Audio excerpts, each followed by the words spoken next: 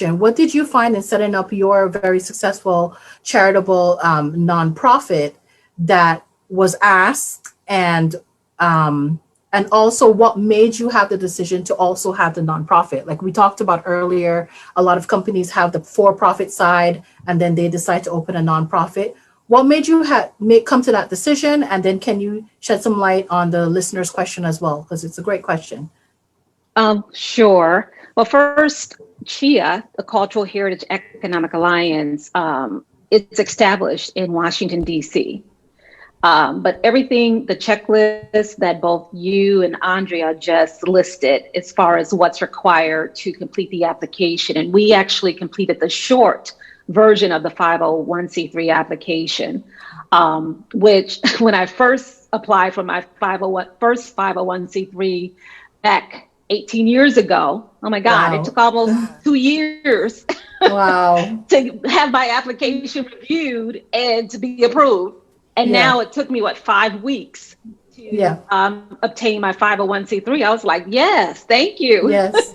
Thank you, IRS.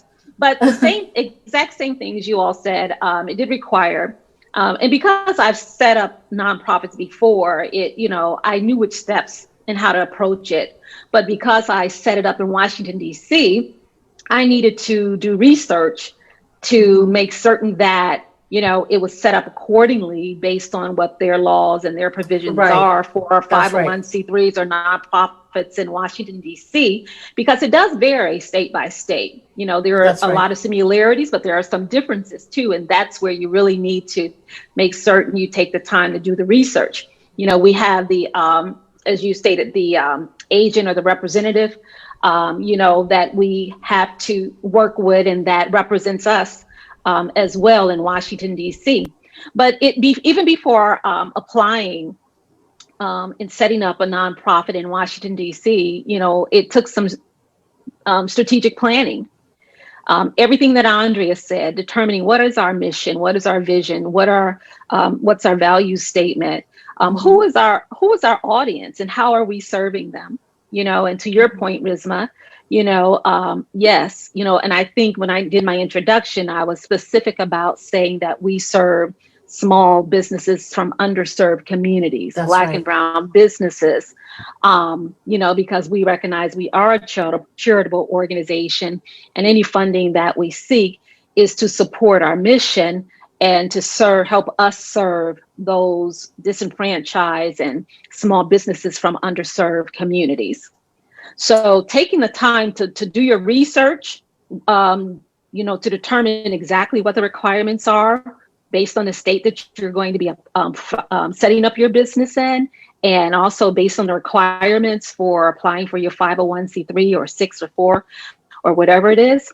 But putting together, even if you don't have to put together a 30-page strategic plan or business plan, but just sit down and think it out, what it is you're doing.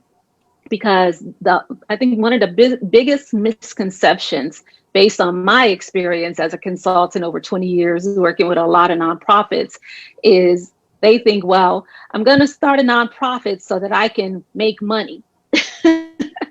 So I can write grants and get money, as if that's an instant thing that happens. And I've had to hurt many feelings and break, to let folks, it don't work that way. Yeah. As a matter of fact, starting a nonprofit, there's a lot more required in setting up a nonprofit than a for-profit business. And there's a lot more accountability, reporting that's required for a nonprofit business than a for-profit. So you got to do the research so that, one, you know what you're getting into, because it does take a lot of work. That's the first thing I say. It takes a lot of work. And if you're not up for it, and if you don't take the time to really understand, you're not going to succeed.